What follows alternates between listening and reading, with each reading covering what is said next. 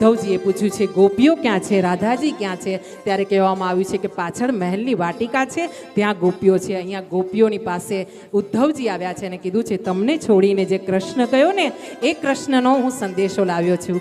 ગોપીઓ ખડખડાટ હસી છે અને કીધું છે તમે આ વાત કરી રહ્યા છો કે અમને છોડીને કૃષ્ણ ગયો છે? અમને છોડીને કૃષ્ણ ગયો જ નથી. અમારો કૃષ્ણ અમારી પાસે છે, અમારો કૃષ્ણ અમારા હૃદયમાં છે, અમારો કૃષ્ણ અમે પોતે છીએ, અમારો કૃષ્ણ અમારી અંદર છે. અમારા વ્રજમાં અમારો કૃષ્ણ અમને છોડીને શું જઈ શકે? કૃષ્ણમાં એટલી હિંમત છે કે એની આ હિંમત છે ખરી કે મને છોડીને, અમને છોડીને, અમારા પ્રેમને છોડીને હા એ જઈ શકે? એ ભૂલી શકે કે યમુનાજીના કિનારે જતા માટલા ફોડ્યા હતા? એ ભૂલી શકે માં જશોદાના હાથે માખણ ખાધું હતું? એ ભૂલી શકે ખરો? હા, અમારા કૃષ્ણએ અમને આમ વાત કરી રહ્યા છે. ત્યારે ગોપીઓએ આગળ જતા ભ્રમર ગીત ગાયું છે.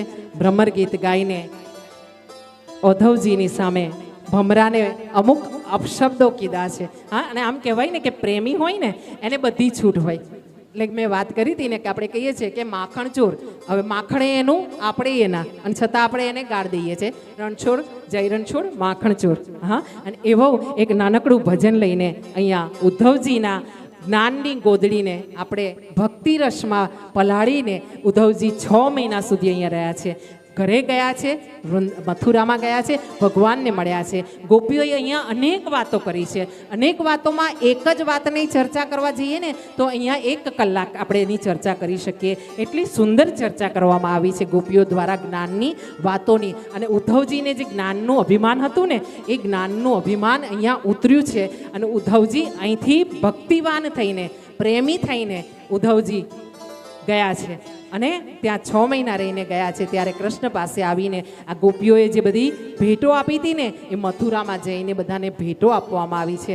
અને ઉદ્ધવજીએ જઈને ભગવાનને પ્રાર્થના કરી છે કે પ્રભુ બીજી વાર મને જન્મ આપો ને જ્યારે પણ, ત્યારે પ્રભુ મને વ્રજમાં જન્મ આપજો.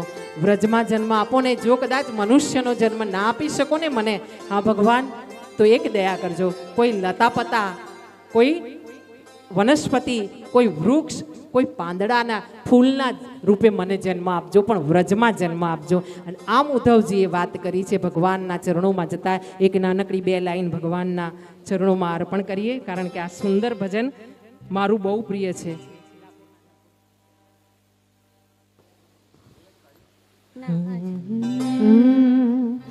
ડાકોરના ઠાકોર તારા બંધ દરવાજા ખોલ.